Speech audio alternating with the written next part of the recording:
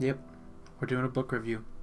This book review, it's pretty important to me because not only do I want this channel to be diversified. I mean, we got the gaming videos Monday, Wednesdays. We got the random videos that we're doing this week. We have the podcast that's going to come out at the end of the week. But we also got review videos. I think it's important to talk about things that are interesting. So that way, if anybody, down the line once we get to these stranger videos, if anybody likes these ideas or topics of interest, then we'll all share them and we can all talk about them. So the first one I want to talk about is, of course, The Lord of the Rings. Now, I would want to talk about The Lord of the Rings. I absolutely would love to talk about The Lord of the Rings, but unfortunately, I messed up. See, if you look at this bookmark right here, you'll see one little thing that's in particular. That means that I didn't finish it. And it's not even a good bookmark, like this is the end. No, this is the beginning, which means all of this I still have to read. I'm on page 90, and that's not happening today. So instead, I just finished rereading it for the, second, third time. We're going to talk about a little-known book called HP. HP is a great book, honestly. Obviously, this is Harry Potter. More so book one. This book is pretty good. It's a little-known series. It's a little-known little book that has been published by J.K. Rowling, and yeah, it's pretty interesting. So let's just dive into it. Give me 1 second. Now, I not only own one copy, that being the original, not first edition, but the original Harry Potter. This cover, the hardcover. I think this is like the second time she ever published them. You got the first one, which was just like when J.K. Rowling first published, and then this one I think was when the hype started getting real for these books, and then they've redone it 1,000 times. So I not only have one copy of this book, I not only have 2 copies of this exact same book, but I own 3 copies. Now this copy is special because it's got a little black and white. It's got a little pencil, like little pencil marks all over there. And what those mean is that you line this up with like the 6 other books, and then you get a little bit of a mosaic. Here, I'll just show this off real quick. Put it in front of that camera. There you go, Harry Potter and the Sorcerer's Stone. Now, where do you even start with this? I'm kind of doing this off the cuff, so where do we even start with Harry Potter and the Sorcerer's Stone? Well, I guess it's important to note that the movies have kind of been a groundbreaking thing, right? They were literally everywhere in the market, and the books, they were the last books in memory that really performed for midnight releases. When's the last time you've ever heard of someone going out for a midnight release of a book? I don't remember that, but I don't remember even the books coming out at a midnight release, but I know that a lot of people went to those. Here's a picture right here of that. So anyway, I think it's important to note that these books are popular because they take a normal setting. They take a boy who's misunderstood. That's a countless theme. They take those themes and they put them into this magical scenario world in which even the smallest person can become a big wizard, especially if you're Harry Potter and you got this little scar on your head right here. Now, that being said, the scar in itself, you know what I was going to say. Scar in itself. I don't know what I was going to say. Anyway, let's talk about the book itself. Now, it is the smallest, I believe, out of all the Harry Potter books, just because it's an introduction. And it's a pretty good introduction book, I should say. It's got a lot of scenes, a lot of compact scenes right in this. Let's see. I think it's like 100-something page book. What do we got? 100. Oh boy, 309. Not 100 and anything. 309 pages. And overall, that pretty much puts it at the shortest one.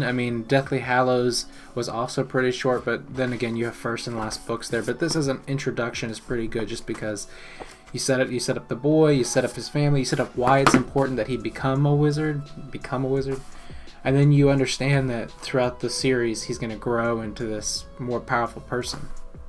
So, yeah, you pretty much follow along where the movie led, but it is important to note that J.K. Rowling does put this special kind of kid flourish on the Harry Potter series, to where in the movies you obviously see them growing up. You obviously see Harry Potter age and then eventually fight Voldemort as an adult 18-year-old. But in this book, and in all of her books, you kind of see her aging process. She writes these for the ages that the kids are in. So she writes them as the 11-year-old kid all the way through the 18-year-old kid, but the tone and the style changes a little bit. So it's important to note that while she keeps things fresh in every book, she also keeps things fresh narratively. So you're listening to a Harry Potter that's different in every sense. I don't know if I explained that correctly, but so you have this 11-year-old Harry that we're talking about here. Now Harry Potter, obviously, kid, so he doesn't really understand a lot that's going on, which is cool for a reader's standpoint, because you definitely get to understand that you don't know much and he doesn't know much, which is always good for a character that's leading on another group of characters. Leading on, they follow him and you follow him through the eyes of someone who has no idea what's going on. So you follow him into the story, and as you do so, you learn about Hagrid, who's just right off the bat seems like a father figure, loving to Harry. I mean, he took care of him as a baby and dropped him on the Dursleys' doorstep. You meet people like Dumbledore. What am I? I have 3 copies of the book. I don't even know his name. His name is Dumbledore, obviously. You have Dumbledore, you have McGonagall, and all of them kind of play these parenting roles in his life, which is also pretty important to understand that Harry is going to end up having so many parent figures when he never thought he would have any. So that's pretty important. Then you move on to his friendships. I mean, very quickly, Harry grows this big circle. So right off the bat, you meet Ron and Hermione. Hermione, I didn't even remember in the book, in the movies at least, but in the books, she actually takes a minute to try and get to be friends with them. But Ron and Harry are together right off the bat, which is pretty cool. And then they go into Hogwarts, and there's several different characters that you meet once you're in Hogwarts. But right off the bat, Harry gets a friend to go in with him. That's very important as well. Kind of sets up the audience readers with a companion who knows a little bit about the world. It's kind of like the Doctor Who scenario. You know, the Doctor has a companion, and that's how that works. Now, then you have Harry's introduction to Hogwarts. This is where the reader kind of gets the sense of magic that goes right into the meat of the whole story. I mean, you go from this kid and yourself, who is not connected at all, to the main world with a little bit of a sneak peek through Hagrid and Ron, and then you go into the series. So once we're inside, we meet potential allies, potential villains. We're not quite sure yet. Through Severus Snape, we know Quirrell is in the book as well, and of course Quirrell ends up becoming Voldemort. And by the way, I mean, I'll probably put a spoiler alert at the beginning of this, but I mean, come on, it's Harry Potter, so. But yeah, I mean, then we go on into the book, and as we dive deeper and deeper into the story, everything still ties to Harry. I mean, his name is on the cover of the book, but we also learn about Hogwarts, and we also learn that magic has these levels to it. I mean, we start off with just the idea of magic through Harry's mind, just the idea of broad term magic, and we actually find out about light and dark magic through Voldemort, he who shall not be named. So then the story progresses, and I mean, I gotta say, the book itself, because it's an introduction book again, the book itself does not have a lot of like snap to action pacing. I mean, it's very methodical as you read your way through it. You're like, okay, this chapter, and it's because that is very much how I guess Harry would be feeling, right? I mean, he doesn't necessarily know all of the information that's going to come in handy when he's 18, but he knows that there is this magical sense, and that's what we're going through, you know, as we go along. And I think as the book continues, and as the series continues rather, you understand that Harry gets more information, so you can start putting more pieces together. So like by book 3, we pretty much know the line in which Harry's on one side and Voldemort's on the other, and then we can kind of piece together how all that's going to fit at the end game. Not to be confused with Marvel's Avengers Endgame, which at a movie review, we're probably going to talk about those movies as well at some point. We may even talk about that this week.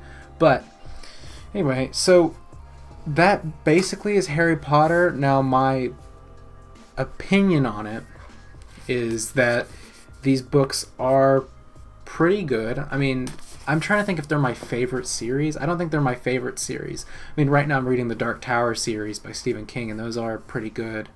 Not to mention, I mean, fan favorite Kingdom Keepers. Can't even know the name. But yeah, in terms of just Harry Potter, I mean, it's kind of just this wholesome book that so many people grew up on. It's because they are genuinely good books. I mean, I know J.K. gets a lot of hate for all the different series and books that have come out since Harry Potter. The only problem I really have with the whole series is I feel like they capped it off at such a point that at the end of the day, you know, there's no more story, and they can't really go back to Harry Potter because his whole life revolved around these stories that we already read. So there's not much left to discover about the boy who lived. So that is really where the story is just kind of gets muddled for me, because I feel like I would want there to be more, and there's plenty of time to write more, but we're on this weird 5-movie contract with Warner Brothers to do these Fantastic Beasts movies. So yeah, I don't know what the future holds for the Harry Potter franchise. I know that if you go to any Barnes & Noble, you'll find stacks on stacks on stacks of books and bookmarks and movies and weird plushes of weird characters that you don't even remember half the time. But yeah, I mean, I definitely think that the Harry Potter series is definitely worth looking into if you've never read it. Obviously, I picked this book because a lot of people would already know it and a lot of people would want to maybe discuss it. But yeah, I think that's pretty much where the Harry Potter story comes to a close in this book. I know I didn't really talk about a lot of the plot, but I think that's because we all pretty much know it. I think if there's any notable scenes that I'm a fan of, obviously the Fluffy scene where they play him to sleep with the flute. I think it was a flute. Then you have obviously the chess match, which, you know, a lot of the scenes that are cool to read about also are cool to see in the movie. So I think it'd be interesting to do another video where we actually talk about the idea of the book versus the movie in terms of which one drives the story of Harry Potter better, especially in the medium of the story, because there can't be any more. So which one is truly better to understand? Is it the book version or the movie version? So yeah, I think that's it. I mean, I think that's where we draw a close to this video in particular. But I mean, hey, this is the first video. They'll probably get better. They'll probably get more formatted later. I'll probably even write down what I'm going to say beforehand, but not on this one. Not on Harry Potter and the Philosopher's Sorcerer's Stone. All right. So anyway, thank you so much for watching. We got videos all week long, all the time. They keep coming down the pipeline. So click there if you want to watch a video. Click there if you want to watch a video, and just click a video. It doesn't even have to be mine. Just keep watching YouTube. Keep pumping out those watch time minutes. That's what makes this platform go. Keep watching. And I'll see you guys tomorrow.